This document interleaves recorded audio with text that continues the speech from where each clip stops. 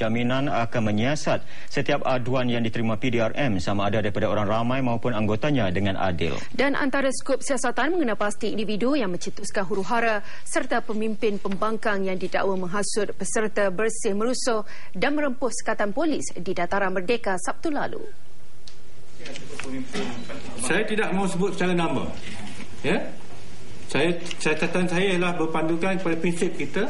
Kalau sesiapa juga yang telah melakukan kesalahan, kerana yang melakukan kesalahan ni ada banyak, dia punya banyak tahap-tahap dia, ya. Adakah orang yang menghasutnya, orang dan sebagainya, orang yang terlibat secara langsung, yang membuat perbuatannya, semua dikatakan siasat. Tan Sri Ismail mengadakan sidang media khas ini di Bukit Aman. Menurut beliau, akibat penganjur tidak mengambil tawaran Datuk Bandar Kuala Lumpur untuk menganjurkan perhimpunan di stadium membawa kepada kerosakan dan kecederaan. Tindakan perusuh-perusuh itu jelas bukan budaya masyarakat negara ini. Sebaliknya satu perbuatan yang mengancam ketenteraman awam dan keselamatan negara. Situasi itu juga tidak ditangani dengan baik-baiknya boleh menggalakkan budaya agresif kelak.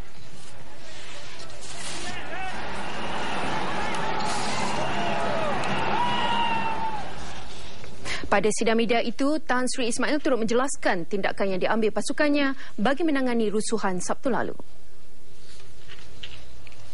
Menurut beliau, tindakan mengepung kawasan Dataran Merdeka dengan kawat dan benteng kon dilakukan selepas Datuk Bandar Kuala Lumpur menolak permohonan penganjur untuk berhimpun. Tindakan awal juga diambil dengan mendapatkan perintah mahkamah bagi menghalang penganjur dan peserta perhimpunan dari berhimpun di Dataran Merdeka. Pendirian polis untuk menangi perhimpunan tersebut adalah non-engagement serta berpandukan kepada bidang kuasa undang-undang. Arahan ini adalah jelas dan telah dikeluarkan kepada petugas-petugas polis untuk memerhati dan memberi laluan facilitate perhimpunan awam tersebut dari awal lagi. Tindakan itu jelas dapat dilihat apabila anggota polis hanya melakukan kawalan dan rondaan sejak pagi hari berkenaan. Pasukan polis yang bertugas di hadapan pengadang juga tidak mengambil sebarang tindakan terhadap perusuh-perusuh. Tegas beliau, hanya setelah perusuh bertindak agresif dengan melanggar dan merempuh halangan untuk menuju Dataran Merdeka, baru pihaknya mula mengambil tindakan untuk menyuraikan perusuh. Jelasnya lagi, jika tindakan itu tidak diambil, pertempuran boleh berlaku dan boleh membahayakan kedua-dua pihak.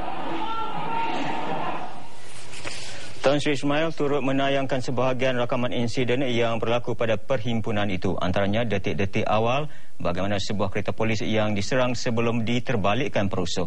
Insiden itu mengambil tempat sejurus salah seorang penganjur perhimpunan mengeluarkan arahan supaya bersurai.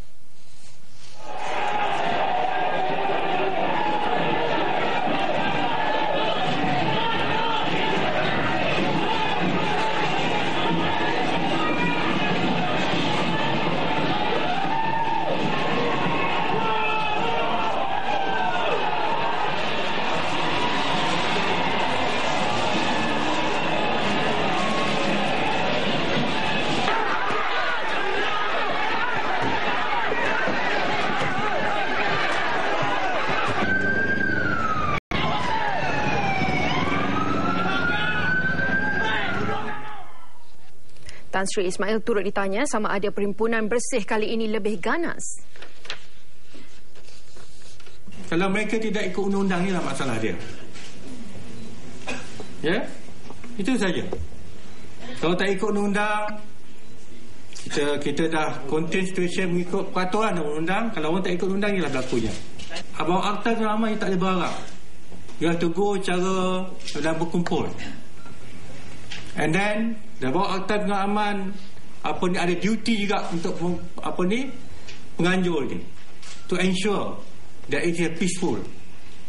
Kalau dunia tengok. Beliau turut kesal ada pihak tidak bertanggungjawab sengaja mengubah suai gambar semata-mata untuk memberi gambaran salah situasi sebenar kejadian. Di sebalik pelbagai tomahan terhadap pasukannya, Tan Sri Ismail tetap mempertahankan tindakan anggotanya sepanjang rusuhan itu berlaku. Pihak polis telah bertindak dengan complete restraint daripada mulanya. Kita telah bertindak dengan penuh berhemah daripada mula, secara profesional. Kalau kita lihat berapa jam selamanya kita sentiasa saja tidak bergerak, hanya mematikan saja. Mematikan saja perilaku mereka-mereka yang berkumpul itu. Apapun, beliau meminta masyarakat tidak membuat kesimpulan terlalu awal dan memberi ruang kepada pihaknya untuk menjalankan siasatan menyeluruh mengenainya. Berikut kami paparkan antara lokasi yang membabitkan suasana sebelum dan ketika rempuhan dilakukan kumpulan bersih terhadap penghadang keselamatan. Datuk Seri Anwar Ibrahim dan Timbalan Presiden PKR turut berada di lokasi yang sama. Visual berkenaan yang menunjukkan ketua pembangkang itu memberi isyarat tangan kepada Azmin Ali tersebar di internet.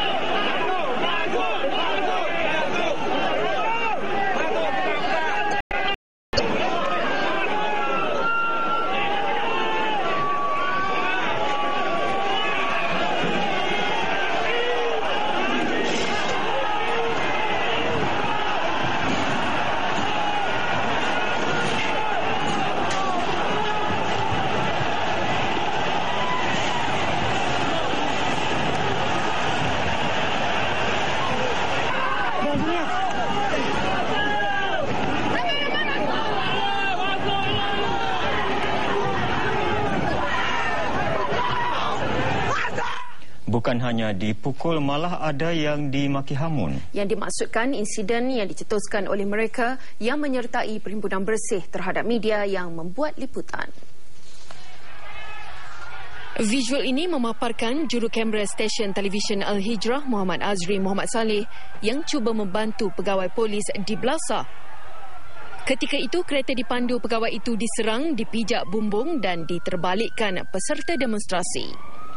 Muhammad Azri yang kebetulan berada di tempat kejadian cuba membantu pegawai polis yang terperangkap dalam kereta, namun dia dipukul dan disepak bertubi-tubi.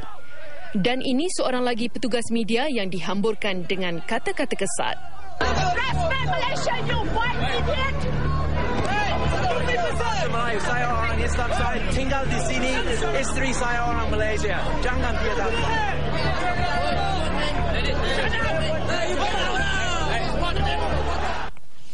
Lagi laporan dari aksi mengenai demonstrasi perhimpunan bersih selepas ini.